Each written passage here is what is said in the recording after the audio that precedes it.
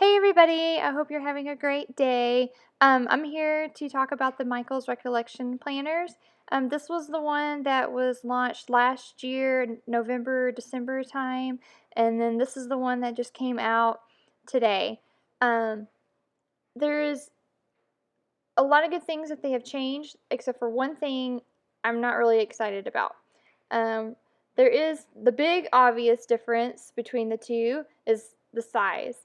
The one from December was like a 7 by 9 size that you see on all the other recollection planners that are out right now, the Creative Year Spiral Bound.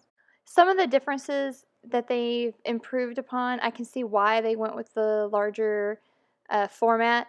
They probably heard the feedback from everybody on the recipe planner and they really did take it to heart. My big complaint last year with the Michael's recipe planner was it seemed like they dedicated a little bit too much to the recipes.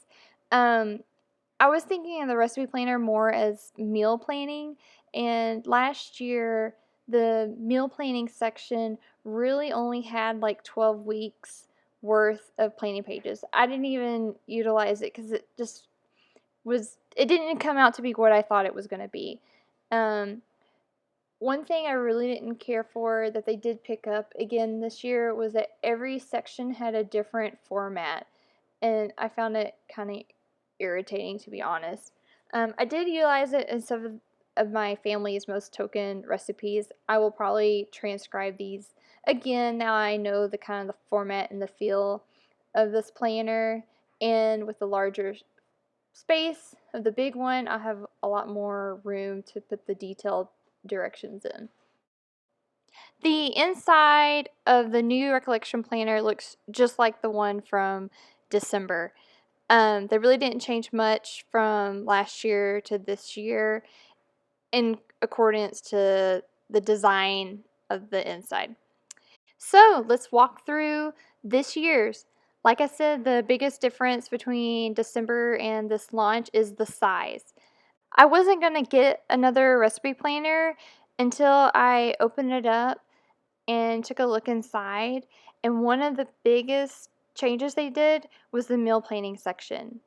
They heard us. I think the major complaint was the 12 weeks.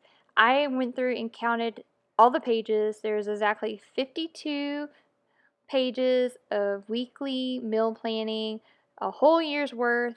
I was very excited for that. This is exactly what I had thought of when I think of a recipe planner. Um, I think your mind just defaults to meal planning. To me, this planner is worth just for this section right here. I love the big format of this. You have plenty of room to write out your breakfast, lunch, dinner, snacks, morning snacks, afternoon snacks. Oh my gosh, my kids snack all the time. Food, food, food, food, food for this family. And there's just so much room to write in. I'm really pumped about this whole section of this planner. It's bizarro, but it's true.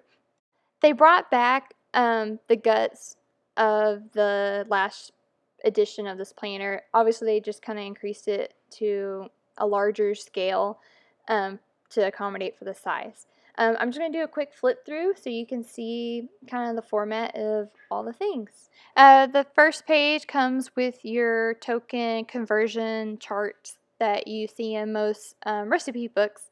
I find it very helpful. It's very well laid out, very easy to read. Um, I, it's just, I don't know, I love the simple design of this. It doesn't need to be complicated, and they didn't make it, which is perfect. And then it goes into kitchen substitutions page. As we know, we always kind of get inconvenienced with missing ingredients at the house. And the last thing we want to do is run to the store because we don't have milk or butter or sour cream.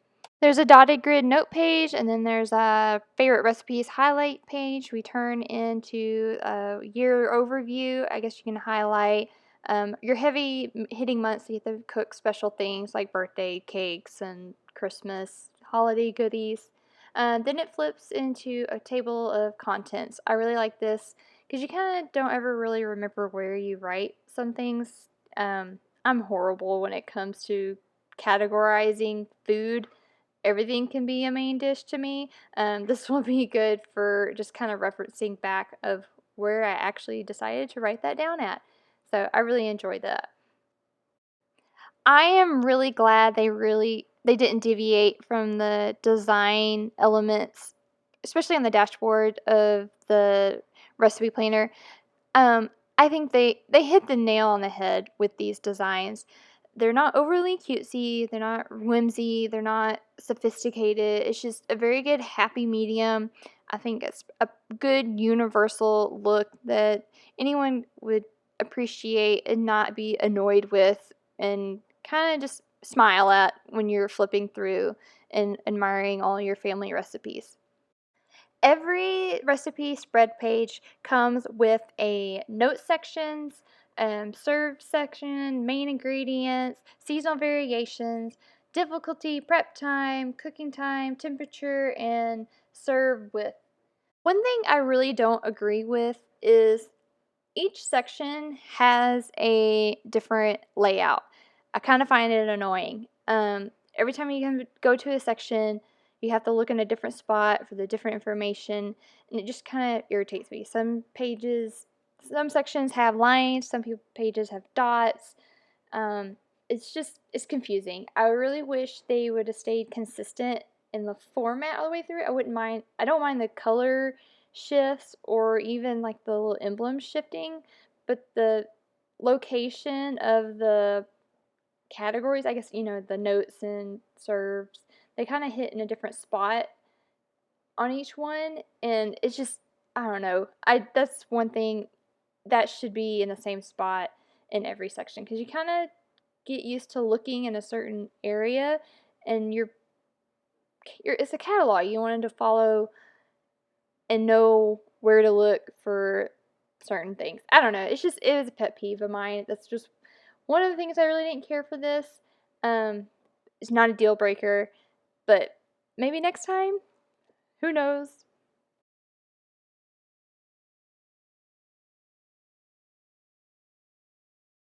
In the coveted meal planning section, I am stoked about this. It's just everything I want it to be. The only thing I see here, I just wish this page was this page.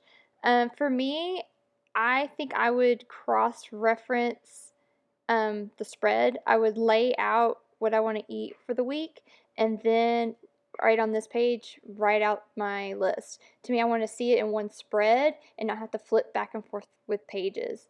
I wouldn't really count that as a page. Um, it just makes sense for me, in my little world of planning, I would look there to write my week out. And so the notes and pictures doesn't make sense to me. It should be another weekly checklist, because I want to reference in one spread. I don't want to be flip flopping and looking at the back of the page. But again, 52 weeks worth. Love it. And there's some little cute little note pages at the end. So I don't get why they have the note page at the beginning when you have it there. The stickers that came like last time, they look like they're exactly the same.